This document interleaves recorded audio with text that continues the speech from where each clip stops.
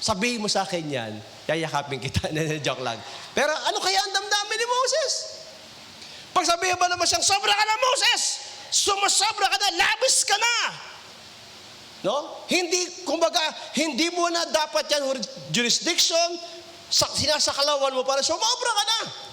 Tingnan nyo, sabi ng Sons of Korah, sabi niya, all the members of the community belong to the Lord, and the Lord is with all of us.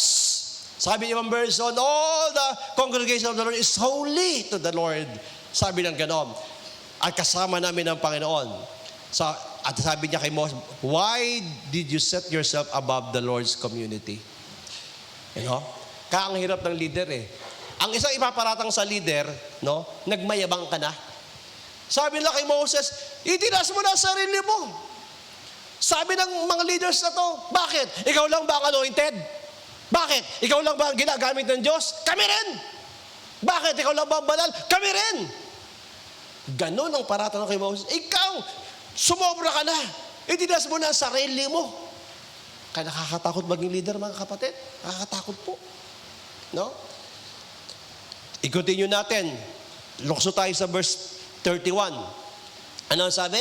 As soon as he had finished speaking, ito, kinumpronta na siya ngayon. Alam si Moses, hindi kumikibo. Napakakimi ni Moses. Siya po ay meek person. Pero naramdaman niya, hindi na natutuwa ang ating Panginoon. At yun nga po, hindi siya pananakot. Kung totoong man of God, mahirap po talagang banggiin. Totoo yung sinabi ng scriptures. Yes, inaabuso yan ng iba. Inaabuso na, touch not the Lord's anointed. Hindi mo na kailangang i-broadcast yun na I am anointed of the Lord. Malalam nila ng mga tao kung anointed ka talaga. Kasi pag sinaling ang anointed ng Panginoon, meron talagang welta ang Panginoon. Ipagtatanggol talaga ng Panginoon. So, nagsalita si Moses, sabi ganoon, no? At pagkatapos, sinulat ko na lang kasi, pagkatapos magsalita ni Moses, ano nangyari? Ang lupa ay bumuka kung saan nakatayo yung promotor, si Datan at saka si Abiram. No? Bumuka yung lupa. Nagkaroon ng sinkhole. Bigla. At ang sabi ng verse 32, nilamon ng lupa si Abiram at saka si Datan, at ang lahat ng kanilang pamilya, together with all of Korah's followers. Pati mga ari-arian nila. Kasi yung kanilang mga tolda-tolda nandoon eh. Pinuntahan ni Moses. Lubog lahat yun. Ganun ang katindi na galit ang ating Panginoon. They went down alive. Buhay pa. No? Kinain sa lupa doon sa daigdig ng mga patay. Kasama na kanilang mga ari-arian. At pagkatapos ay nagsara. Yun ang matindi. Nagbukas. Kinain sila. Sumura uli. At nawala na lang sila. Diba? At sabi ng verse 34, all the people of Israel who were there fled. When they heard their cry, they shouted, run! The earth might swallow us too. At hindi pa doon natapos yun. Sabi ng verse 35, then the Lord sent a fire that blazed out and burned up the 250 men who had presented the incense. Grabe, no? Bumuka ng lupa, may apoy pang bumaksak. So, ganun po kaseryoso po yun. Next. Now, pag may rebellion po kasi, yung sabi ko nga kanina, napakadelikado. Napakadelikado. Nabumuksan kasi ng paghimasik, no? Yung karapatan ng dyablo. Mayroong legal ground ang dyablo kapag may rebellion. No, kaya nga, inuulit ko ulit para sa mga susunod pang henerasyon. Halimbawa, umaatay ka sa JTE, wag na iba. Dito, may nakikita kang mali. Pinaka-the best niyan, punta ka sa akin, punta ka sa mga leaders. Palagay ko, mali yung ginagawa niyong ganyan eh. O kaya naman, di ba? Manahimik ka na lang, makipag-usap ka muna, pero parang ako mga kapatid, kung alam niyo lang, yung mga deepest secrets namin mag-asawa na alam namin sa mga leaders natin, even national leaders, hindi ko na igagalang yung mga leaders na yan. Pero pagkakaintindi ko kasi, sila hinirang ng Diyos, wala akong karapatang mag-judge sa kanila. Kaya ino-honor ko pa rin sila. Bagamat alam ko yung mga, kumbaga sa word natin ay baho nila. Pero ino-honor ko pa rin sila. Bakit? Kasi sisunod ko Panginoon. Dahil, yan ang sabi nating Panginoon, bahala ang Diyos maghatol sa kanila kung meron silang ginagawang hindi maganda. Kasi kapag nagrebelde tayo sa puso natin, grabe, nabubuksan ng pintuan upang kontrolin tayo ng dyablo. Yan ang nangyari sa Ephesians chapter 2. No? Sabi ka doon, verse 1 and verse 2, in the past you were spiritually dead because of your disobedience and sins. At that time you followed the world's evil way. You obeyed the ruler of the spiritual powers in space, the spirit who now controls the people who disobey God. I will conclude, wala na conclusion dyan, pero I will conclude sa umagang ito. Is either, mamili lang po tayo mga kapatid eh. Hindi po tayo pwede maging Kristiyano na wala tayong accountability, wala tayong covering, o undercover ang tawag po dyan ni John Bevere. It's very important. It's very important. Ano po? Na hindi po para kontrol ng buhay natin. Hindi po kailangan ang kalitliitang detalye ng buhay mo ay ikonsulta mo sa iyong spiritual covering. Kulto na yan. Mag-ingat din kayo. Kulto yan. Hindi po yun. Pero lalo na sa spiritual aspect ng buhay mo, pag wala kang kinikilala, at pag sa spiritual aspect kasi, kaugnay lahat ng aspeto ng buhay eh. Kailangan meron tayong kinikilalang spiritual covering natin. Kaya nga, sa totoo lang mga kapatid, maraming yung mga ethical standards ng pasto dapat naintindihan. Marami ako natutunan. No? Kasi naintindihan ko yung spiritual covering. Nawa, ang lahat ng makikinig ng teaching na ito, maunawaan, yes, kailangan natin ng covering from God directly, but ang Panginoon ng kanyang disenyo, gusto niya na meron siyang counterpart na human instrument. Mag-pray kang maigi. Understood na, generally, no, hindi ko kasi kayo makocoveran directly, pero nagpaplano kami mag-asawa na palawigin pa ang discipleship, no? Lalo na, no? Pero napakahalaga na tayo ay nagkapasakop sa Panginoon at least may kinikilala ka na spiritual covering mo. Na handa kang mag-submit sa Kanya, handa ka na kapag nireview ka Kanya, magpapasakop ka, handa mong i-open ang lahat sa Kanya kung kinakailangan. No? Pero mag-ingat din tayo sa mga oportunista kasi may mga nagpapanggap na sila ay may authority sa buhay mo, mag-ingat sa ganon. Sila din ay ginagamit ang kaaway. Pero kung kilala mo yung taong yan, yung spiritual authority, alam mo maayos ang buhay niya, matured siya, no, nandoon ang bunga ng Espiritu sa kanyang buhay, then, pag-pray mo kung siya maging covering mo. At nawa tayo dito sa JTE, tandaan po natin, ang Lord lang ang ating covering at hindi tayo dapat umalis sa covering na yan. Tayo po ay manalangin. Glory to God. Father God, salamat Panginoon sa katuroang ito, O Diyos. Kinikilala namin, Panginoon, na kayo po ang aming proteksyon. Kayo po ang bumabalot sa amin upang ingatan kami laban sa lahat ng atake ng kaaway. Salamat po ang iyong banal na dugo ang laging bumabalot sa amin upang anumang mga nangyayari, Panginoon, nandoon ang kapayapaan sa aming mga puso at katiyakan na ikaw ay nariyan. Ngunit, Panginoon, sa katurong ito, mahalaga din, Panginoon, na meron kaming kinikilala na spiritual covering na mga lingkod mo, Panginoon. Nawa, O Diyos, sa JTE, sa kabuuan ng JTE, Panginoon, mag-flow ito, Panginoon. Lord God, yung mga susunod na henerasyon, Panginoon, Lord God, na magkaroon ng healthy mentoring, discipleship, relationship of Father God, balance, Panginoon, na relasyon of Father God. At wag mo pong nawa, Panginoon, itulot na magaya kami, Panginoon, sa iba in the past na naging kulto, naging masyadong rigid, na ultimong ang mga liligawan, ang ultimong trabaho at mga karir ay isinasangguni pa at hindi kailangan gawin kung hindi aprubahan ng kanyang mentor. That is false mentoring and shepherding.